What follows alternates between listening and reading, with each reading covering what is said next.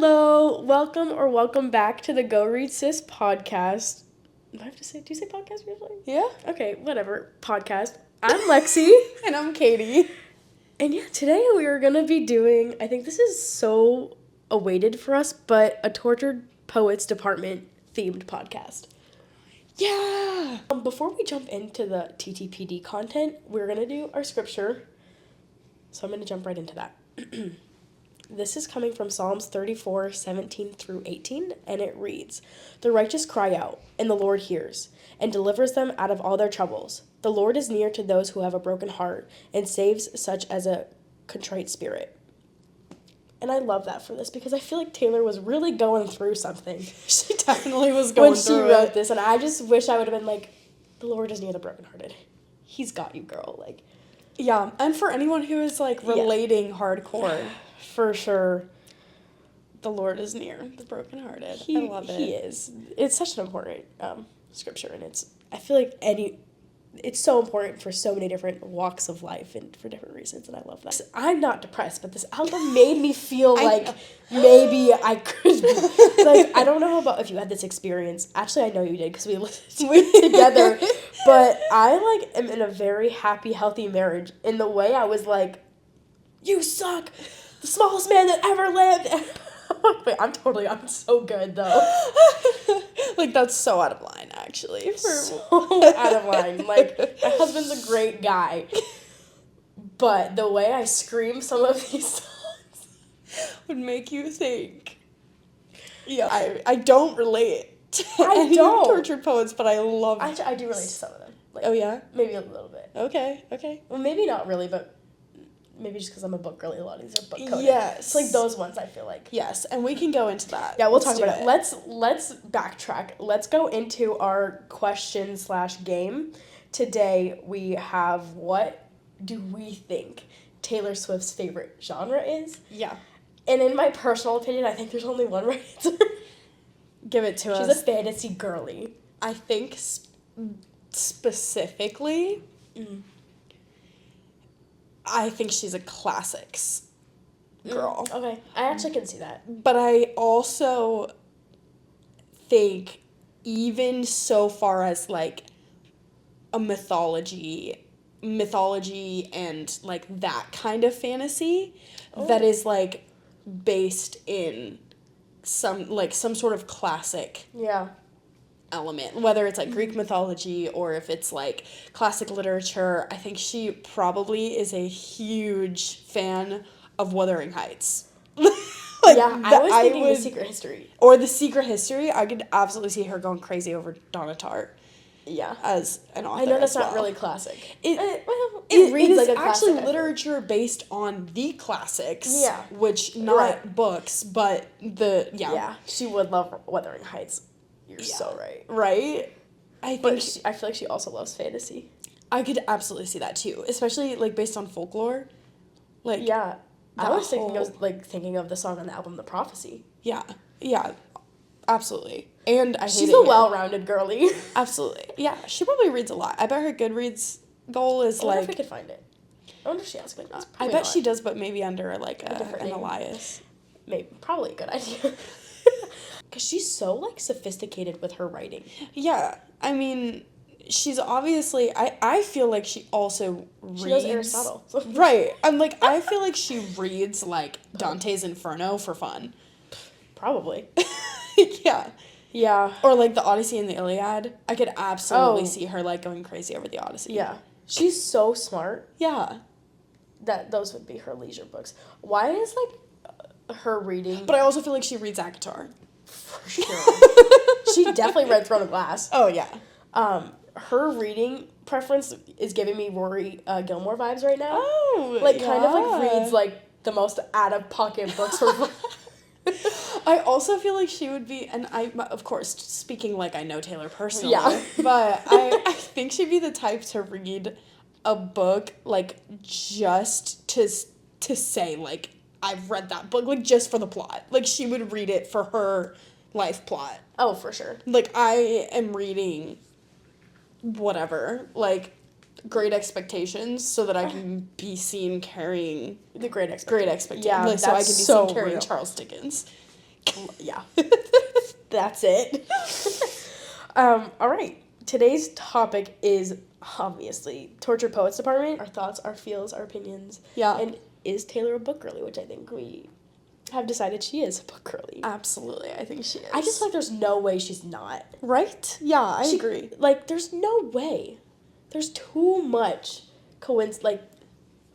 parallels in books in her songs. Yes, 100% agree. Girly. Also, like, what else would you do on your free time? Like, when you have that much money and you can do whatever you want. I feel like she probably doesn't have that much free time. Probably not. Not right now with the Eras Tour. But, like, what are you going to do on the jet? Like, exactly, yeah. In between shows. On your, yeah. Yeah. Sleep. But besides that, she's definitely. asleep. What she said like in an interview once, like, oh no, jet lag is a mindset. That's what she said? Something like, I wish I had that mindset. Crazy. Crazy. Yeah. But no, I think she's absolutely a book girly. I think she also has, like, low-key told us that through her lyrics and also, like, I don't know, the entire Folklore album. You can't write folklore and not be a book girl. I haven't listened to all of Folklore. You need to go listen to Folklore. If you unpopular, a controversial topic fact. If you like I Hate It Here, and I mean, you like The Prophecy. That's my favorite. You would love Folklore. I'm sure I would. Just for background, I was not a Swiftie. Yeah. I would maybe not even call myself a Swiftie now. I'm just new. Yeah. I'm new. You're a new Swiftie. I could have cared less about her until, like, indifferent about her, let me say that. Indifferent until the new album dropped. And Katie got me really, really, really excited for it. And now it's, like, all I can talk about and listen to. Okay, but you started getting into Taylor Swift when I moved here, pretty much. You moved here because you started hanging out with me. And I am, like, on year 16 of being a Swiftie, so. I love that. It's a fun place to be, honestly. It really Take it from someone who wasn't there. It's fun. It's fun. such a cool community, I feel like.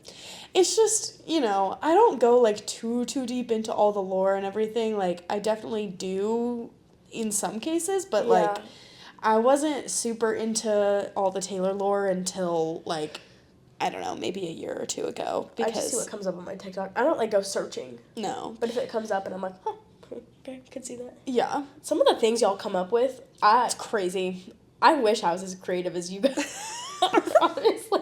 Like, where do they come up with these things? It's fun to follow the Easter eggs, too. You caught on to the 2-1. Yeah. Which, like, I was kind of proud of you for that. Thank you. You're welcome. I did not see that anywhere, I don't think. I think someone else said something about Midnight's having a 3 a.m. edition, and I was like, oh, yeah. She's totally going to drop a second album at 2 a.m. Yeah, she figured it out. It was really cool to see live. Oh, yeah. It's all the thrillers and mysteries you've been reading. It was your detective skills. I am a detective. I feel like Taylor totally reads, like, mystery thrillers, too. She probably reads everything. Oh, yeah. She probably also reads, like, the dumb rom-coms. Oh, yeah, probably. And, like, the Crazy Cat lady books. Yep. If they're already. I don't know. She, for sure, reads a lot of books containing feminine rage. Oh, yeah. Absolutely. Yeah. I honestly could see She's her also definitely read eating the up Bell Magnolia Jar. Parks. What? I said she's definitely read The Bell Jar. I haven't read it, so I don't know, but... Feminine rage? Just, I mean, a little, but also so, how do I say this? It's, like, messed up. I remember you telling me that. She's, like, she's completely psychotic, but not in, like, not in... Like, murder you in your sleep? No, in, like, a kind of way. Cool. But because the author was also, had a lot of mental health issues. Those books are the ones that scare me. It did. It gave me, like... Nightmares. Not nightmares, but it definitely, nightmares. like, made me... I feel like it would mess with your mental. Shaky. But honestly, Like in a very sobering, like, okay. positive way. Okay, I have to check it out. It's a quick read, isn't it? It's very short. Okay. Yeah. All right. What are your thoughts on the actual album? I saw your TikTok on your theory. I don't know the two other writers, but Yes.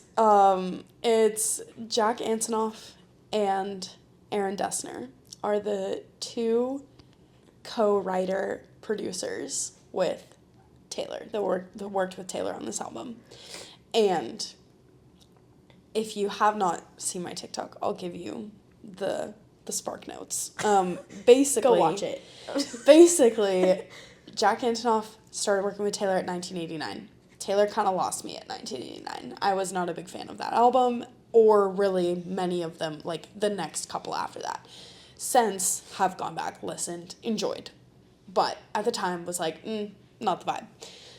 Folklore was the first album that, I already lost his name, Aaron Dessner worked with Taylor on. And Folklore was the album that got me back into Taylor's music. And I did not realize this until Tortured Poets came out, and I started looking a little deeper into who the songs were co-produced and written by. And so many of the songs that I like on Tortured Poets, like really, really like, were co-written and produced by Aaron Dessner. And the ones that I didn't love as much were co-written and produced by Jack Antonoff. So interesting. Yeah, and I think, like, it's just his sound is very, it's like, This thing, it's like the same. Yeah. And a lot of the stuff he produces, it's just the same. It's not, there's not a lot of variety or creativity, I don't feel like. And, you know, this is just speaking as a listener, and it's just a personal preference. Mm-hmm. But I really feel like Aaron Dessner, like, brought a lot more out of Taylor than Jack Antonoff did, and I'm not the only one. I did get, like, quite a few comments. I was gonna say, since, like, that video went on my For You page and I liked it, I saw a lot of other creators saying very, very similar things. Yeah. I didn't see many saying the other way around, like they preferred Jack Antonoff. the other one. Mm-mm. I don't know enough about her other albums. Smallest Man Who Ever Lived, Aaron Dessner. Is that the one we like? Yeah, we I already that forgot. We like that one. Oh, that one? Co-written and produced by Aaron Dessner. I just have to say, that song, Smallest Man Who Ever Lived, is maybe the worst song to have written about someone. Like, oh, yeah. Like, dare I say worse than All Too Well. Yeah.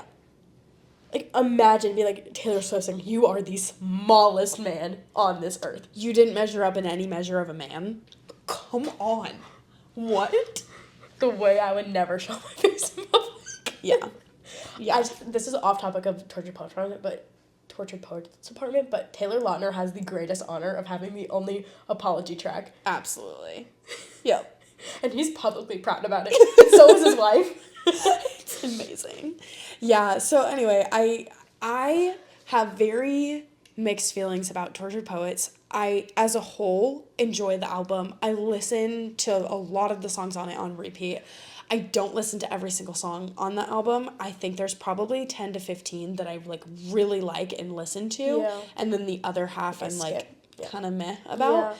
I like, what's the second one that came out? What's that one? The Anthology. I like more songs on that one, I think. Like, if we were to take them in, they're technically two separate albums, but they're kind of not really. Yeah. If we were to make them legit two separate albums, I think I would like more on that one. Yes. The vibe of it was just more enjoyable for me. I agree. Yeah, I also have more songs from the Anthology that I listen to. Okay, yeah. Than on the original There's album. some on the original that I like. Don't get me wrong. Clara Bow hits. Mm-hmm. The storytelling on that one is insane. Well, I think Smallest Man Who Ever Lived was on that one too. Yeah. And so is Down Bad, and I play that song. I did not like that at first, but it's growing on me. Yeah. I don't think I liked it at first either, but now I'm like, oh, it's so catchy. I have, like, an unpopular opinion. I did not like Fortnite. I don't love it either. Or Tortured Poets. I don't like that one either. I don't like that one too much. It's not my fave. I also was, like, I was kind of excited to see Post Malone with Taylor, but, like, I feel like you can't really hear him. He doesn't have a huge part in it. It's not like, he's like a backup singer, which is okay. It's just not what I She did give him the bridge, though. Yeah. Which is a big deal for her, but Yeah, I'm not the only one who, I've seen that as well, and people Yeah. are, she did the same exact thing to Lana Del Rey, I guess. Like, Yes. For Snow on the Beach. I don't even know what song, I've never listened to it, That's but I've the just song. saw, yeah. Yep. Which is just indifferent, but just a thought I had, so I thought I'd say it. Yeah.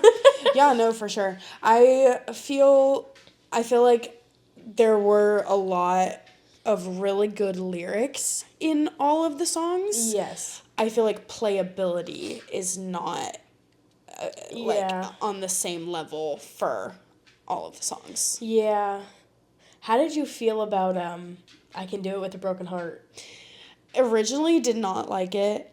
Listened to it a little bit more, appreciated it for the lyrics and the message, and even the contrasting like poppy sound with Yeah. very sad lyrics. I did appreciate that. I don't listen to it too much because now I feel like it's getting overplayed by being like trending on TikTok. Yep. But I do still appreciate the song, and Yeah. I will listen to it once in a while.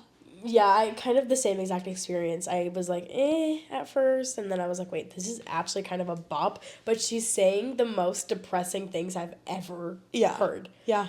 But then it's playing so much on TikTok where I'm like, I can't listen to this. Yeah. But it's still not bad. Yeah. Yeah, same. Giving Barbie, A little bit. like the vibe. Yeah. Yeah, I can see that. But it's so sad. Like, I cry a lot, but I'm so what is that line? I cry a lot, but I am so productive. So good. It's an I art. don't even cry a lot, but it's such a good line. It really is. Absolutely. Yeah, I don't know, I wouldn't say, like I said, this is the first album I was like really highly anticipating, and I wouldn't say I'm disappointed, but I was maybe, I don't love as many songs as I was hoping I would. Yeah, that's fair. I think because there were so many songs, that's okay. Oh, that's 'Cause true. you can pick and choose, Yeah. and you still have plenty of new music that you like. Oh, yeah. I don't know if this is an unpopular opinion, but I Look in People's Windows. I do too. It's so good. It's so good. It's such a weird song, but it's so catchy. This is why I feel like Taylor's a thriller girly. It's so good. It's so creepy. Like, I'll listen to it and Ryan's like, I really don't love that song. It's creepy. And I'm like, I don't care. It's good. He's like, okay. Like, What did are I get you myself okay? into? Okay. Do you have anything else to add? No, nothing else to add. What's our recommendation? Yeah, points? we picked 3 songs we love on the album, and we're each going to give a book rec for it. Yeah, okay, fun. So first we have Who's Afraid of Little Old Me. Anyway. This song specifically is so book coded, and there's so many books that fit this vibe. Yes. It was very hard for me to pick one. Yeah, for sure. Hard. I'm gonna say 2 because they're so similar and from the same era. Okay. But The Hunger Games and Divergent. Like Katniss Everdeen and Tris, whatever. What's her last name? I don't know. I Whatever. don't know either. Doesn't matter. Both of them give like Who's Afraid of Little Old Me. Yeah. Like I'm just a girl, but also just a could girl. kill you in your sleep. Yeah, I feel like so many dystopian books from that. Dog. So many dystopian books from that era fit that so well. Yeah. Like, actually, almost every single one. Yeah, could pretty fit much. that. She wrote it for the dystopian girls. She really did. And the fantasy girls, because I feel like a lot of the Oh my gosh, fantasy FMCs absolutely fit that. Yeah. I feel like Sarah J. Maas, Yeah. her books fit that. Yeah, I mean, Throne of Glass, absolutely. Yeah. Yeah, the main character in Throne of Glass is for sure. Oh my gosh, no doubt in my mind. Like, literally, like, that's who she wrote it about. For That's sure. not my book rec, but that's who she wrote it for. My book rec is called Ash Princess. It's by Lauren Sebastian. It is, like, a YA fantasy. It is not talked about on social media at all, which is kind of a crime. But it is so Who's Afraid of Little Old Me coded. Like, this girl gets stolen from her place of living. I read this years ago, so I'm so sorry I don't know the exact details. But she gets taken and is held prison by this new king that took over everything, and is like gets beat, like frail little girl. Aww. And overthrows the kingdom. Hello, Who's Afraid of Little Old Me? Yeah. That's not a spoiler, by the way. It's on the back of the book. And cool. It's fantasy, so like it's kind kind of assumed. Yep. But yeah, that's what I'm picking because it's not talked about. It needs to be talked about, and it is so coded. I love it. Yeah. That's amazing. All right, our next song is "I Hate It Here." Hate it here, so I will go to secret. I feel like this one is more like for the book Girlies than like a book Yes. rec, but there are books that fit the vibe. Okay, this is like kind of a cop-out because it's a lot of things in one. However, the Grimm's Complete Fairy Tales, if you don't know what I'm talking about, go to like barnesandnoble.com and look it up. But it is, first of all, gorgeous. The book itself is stunning.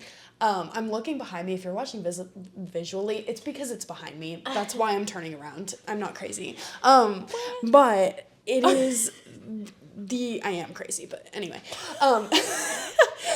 It's all of the Grimm's fairy tales bound into one book is where we get a lot of our like Disney movies and like little kid fairy tale kind of stories, but they are all dark. If you read the original like Grimm's fairy tales, they are very dark and Interesting. yes, twisted. Like Cinderella, to fit their feet in the shoes, the stepsisters like cut parts of their feet off. It's dark, but I've watched Grimm, like the TV show. Yes. But we haven't finished it.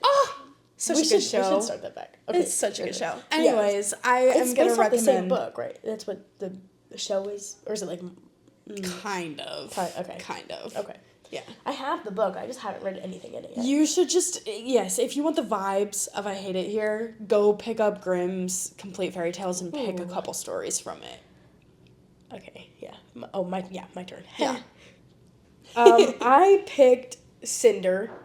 Literally can't think of who it's by right now, but it's pretty popular. Melissa Meyer? Maybe. Marissa Meyer. Yep. And I just think this book fits the vibe because this girl is a robot and hates where she lives and is trying to leave.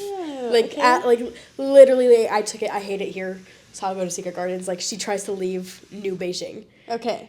So I took it literal because I couldn't think of anything else. No, that's but okay. it fits the vibe, and it's a good book. It's YA sci-fi, which I feel like there's not a lot of like good sci-fi. At least not that I've read.